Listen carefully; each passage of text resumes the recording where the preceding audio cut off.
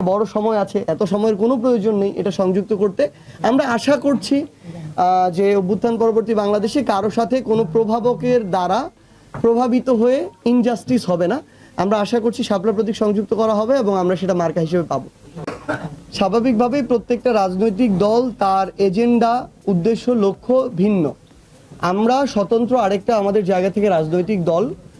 আমাদের ধরেন ঐক্যমত্য কমিশনে আমরা যে বিষয়গুলো চাচ্ছিলাম ঐক্যমত্য হোক, সেগুলোতে জামায়াত সহ ইসলামিস্ট অন্যান্য কিছু রাজনৈতিক দল সহ আরও বেশ কিছু রাজনৈতিক দল যারা ধরেন বাম ঘরানারও কিছু আছে, স্বতন্ত্র কিছু আছে, তারা আমাদের সাথে ওই একই জিনিসগুলোতে তারা ঐক্যমত্য ছিল।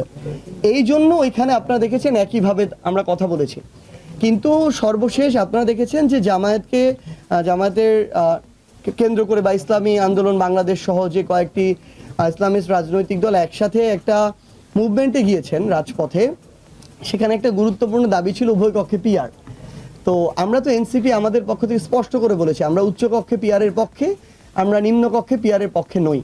তো এত একটা গুরুত্বপূর্ণ দাবিতে যেহেতু আমার দ্বিমত রয়েছে, তাহলে তো আমরা ওই একই দাবিতে রাজপথে যেতে পারি না।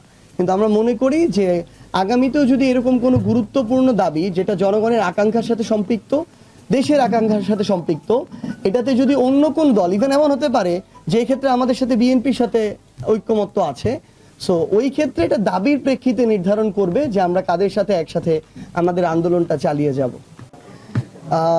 ফেব্রুয়ারির 15 তারিখের মধ্যে যে নির্বাচনের কথা বলা হচ্ছে, আমাদের দেখেন নির্বাচনকালীন যে সময় ফেব্রুয়ারি জানুয়ারি, এটা নিয়ে কিন্তু আমরা আমাদের জায়গা থেকে বিরোধিতা জানাইনি, কিন্তু আমরা আমাদের জায়গা থেকে জনগণের প্রত্যাশাটা তুলে ধরেছি।